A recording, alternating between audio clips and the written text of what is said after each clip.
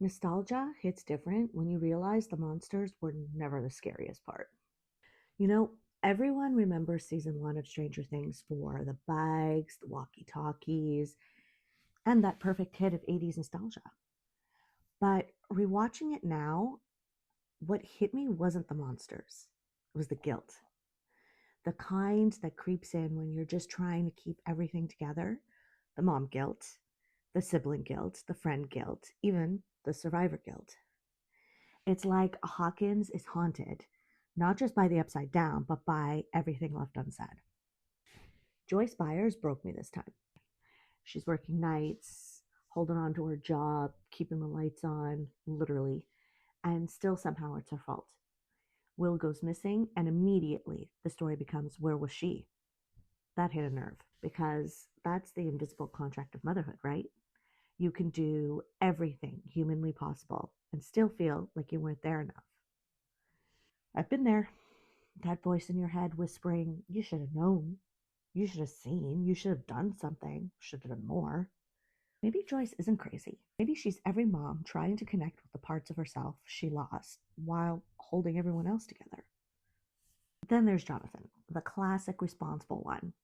I resonate with his character a lot. He's supposed to watch his little brother, but he's out taking photos and chasing dreams instead. That guilt is so familiar. The kind of guilt that only the good kid feels. You spend your whole life being dependable, and then the one time you choose yourself, everything falls apart. That's heavy. And it's so Gen X, right? Raised to be self sufficient, but still carry the emotional labor for everyone else. Oh, man. And Nancy. And poor Barb. Nancy tells Barb she'll be fine, that she doesn't need her, and then she never comes back. Tell me, that doesn't echo every time we've brushed something off, someone off, thinking we had more time. Barb's disappearance is less about horror and more about regret. That quiet, if I just stayed a little longer kind of pain. And in a weird way, it mirrors how adulthood sneaks up on you. One minute you're just having fun, and the next you're responsible for the fallout.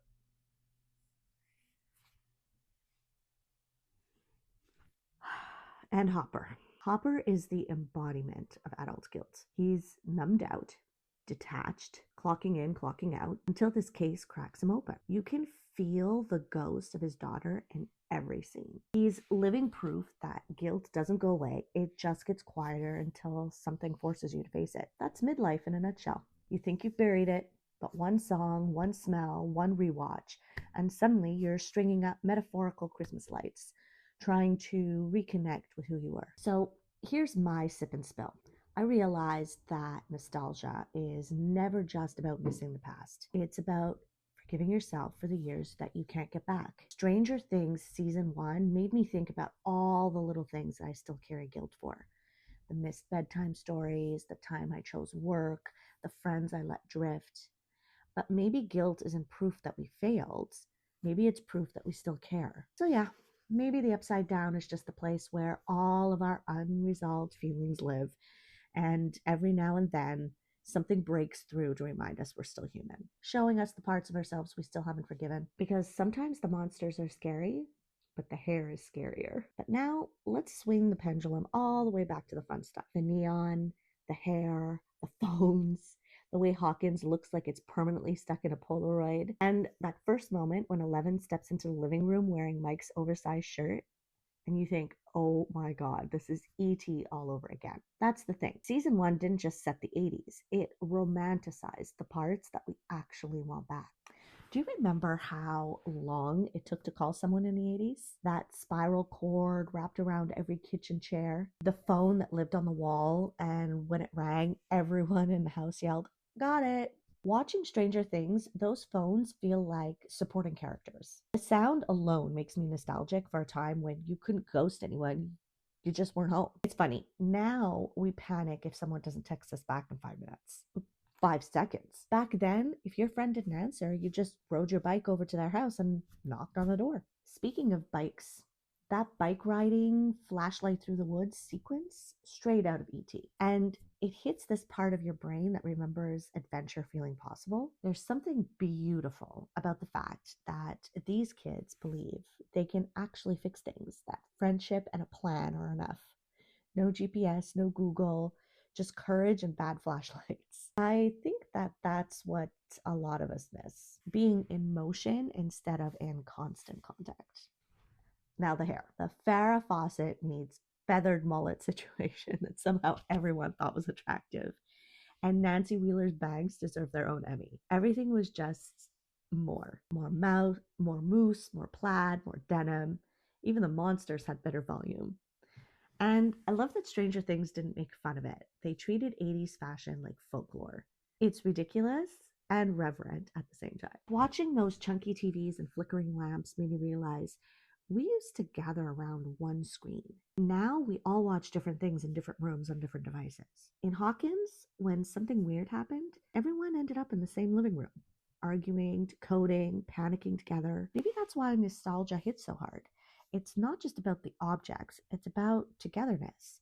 We miss the feeling of being connected without Wi-Fi. So here's my sip and spill. I actually don't want to go back to the 80s. I just want pieces of it back. The patience of waiting for something, the creativity that came from boredom, the kind of friendships that were built on showing up. Rewatching season 1 reminded me that nostalgia isn't just about the past. It's about what's missing from right now. So maybe the Upside Down isn't a monster world at all. Maybe it's every version of us we've buried under guilt and noise and adulthood. And maybe the real story of Stranger Things isn't about fighting the monster. It's about finally turning on the lights. So yeah, the hair was big, the phones were loud, and the kids saved the world with nothing but walkie-talkies and heart. So next up, season 2, when the 80s got darker, the monsters got bigger, and the nostalgia got a little bit more dangerous. You can survive the monster, but can you live with what it left behind? Season 2 of Stranger Things isn't really about new monsters. It's about the old ones that hitch a ride home. Hawkins is trying to act normal. Pumpkins on porches, fog over fields, but underneath, everything's rotting. Will's back, but he's not back. Eleven's alive, but she's hiding. Hopper's fine, which is code for absolutely not fine. This is the season where fear moves in, takes the good couch, and pretends it pays rent. So let's talk about the things that follow you home. I love how season 2 opens like a small town postcard and then the edges start to curdle. That's how trauma works, right? You sweep it under the rug and it still shapes the room. Will's visions feel like every panic attack you thought you'd outgrown, louder, and now it knows the way out. The town keeps saying he's okay now, and his body keeps saying, no. Joyce is doing the thing that so many of us do, smiling, new boyfriend, fresh paint, while triple checking the locks every night. Hopper clocks in, clocks out, and drowns the noise in tasks. And 11 is a secret in the woods. Healing that looks like hiding, safer but lonely. Season 2 is what it's like when the dust settles and you realize the dust is alive. The Mind Flayer isn't a villain, it's a diagnosis. It doesn't pounce, it infects. It finds a host, copies the weather of a room, spreads through silence. If season 1's Upside Down was buried trauma, then season 2's Mind Flayer is what happens when that trauma goes viral. Collective anxiety, emotional contagion. It sees a crack and it says, oh good, a door. Midlife translation, burnout with Wi-Fi? You think you've contained it, but everyone at home starts catching the mood. And the cure isn't a bigger weapon, it's heat, light, connection. You literally have to burn it out with warmth. Maybe the Mind Flayer is just the past in like a smarter outfit. The cabin is my favorite metaphor this season. Hopper says it's protection. 11 feels it's a cape. Both are true. That's the mess of love after loss. Protection can sound like control, and independence can look like abandonment. 11's learning that power isn't the same as being okay. Hopper's learning that being needed isn't the same as being right. Their arguments are so raw because they're both grieving, just in opposite directions. And still, when it counts, they choose each other. Connection is the bridge, every single time. Season 2 drops 3 wild cards on us. Bob Newby, superhero, is not cool, which makes him revolutionary. He brings peace into a haunted house. And yeah, his death hurts because it proves good men matter, even if they don't make it to the finale. He's hope in a Radio Shack polo. Max Mayfield, Mad Max, she's the outsider who refuses to read the script. She doesn't worship the boys' nostalgia, she rewrites it. Max is like fresh oxygen. She's the kid you needed to sit with at lunch. And then there's Billy Hargrove, the 80s bad boy archetype with real life bruises behind the bravado. He's the monster without the tentacles. Proof that some horror wears cologne and drives a Camaro. He turns neon nostalgia into realism. The decade was not just mixtapes and moose.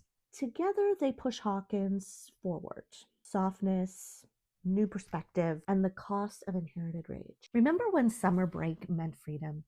Not sunscreen schedules and snack negotiations. Yeah, Stranger Things Season 3 drops us right back into that feeling.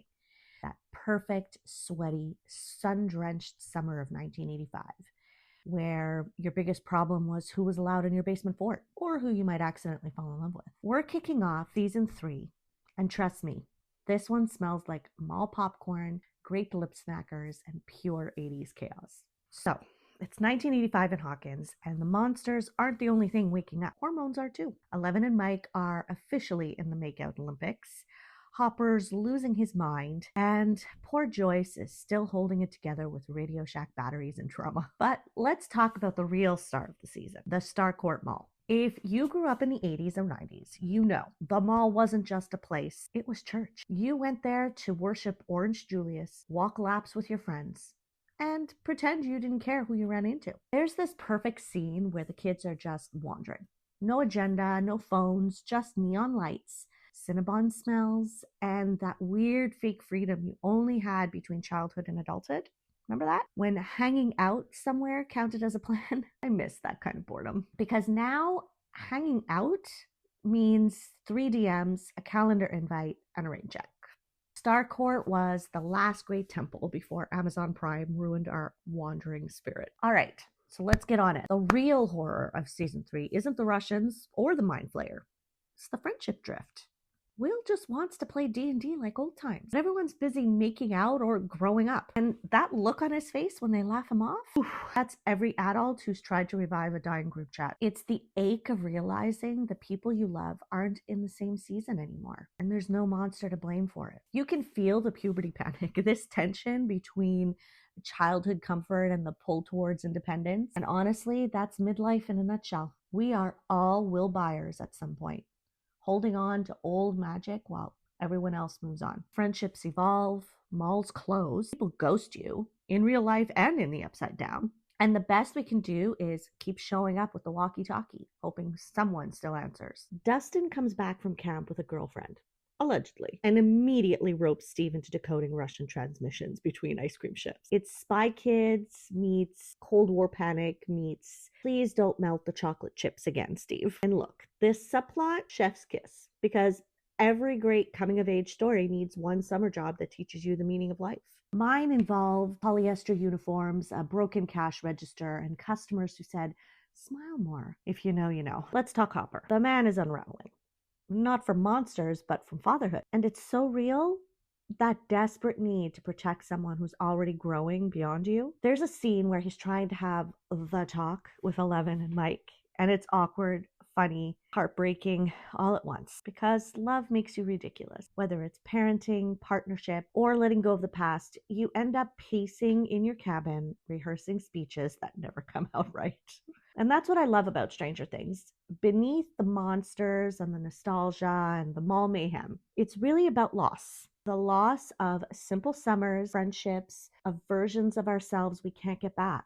And maybe that's why we keep watching, because for a second, it feels like we can time travel to when adventure was just a bike ride away and everything still felt possible. What was your first summer job disaster story? Mine ended with me hiding behind a slushie machine, trying not to cry. Pretty on brand for Hawkins. Sometimes surviving the upside down takes a song. Season 4 of Stranger Things hits like a mixtape made for heartbreak. Gone are the bikes and malls. Now it's letters, nightmares, and the sound of music trying to hold everyone together. Rewatching it, I realized this season isn't just about monsters or memories. It's about how sound heals what silence breaks. Because sometimes the only thing louder than the trauma is the song that saves you. We've left the glow of Starcourt Mall for something darker. A world where childhood has expired and everyone's pretending they're fine. Eleven's out west writing those I'm good letters we've all sent when we weren't. Mike's distant.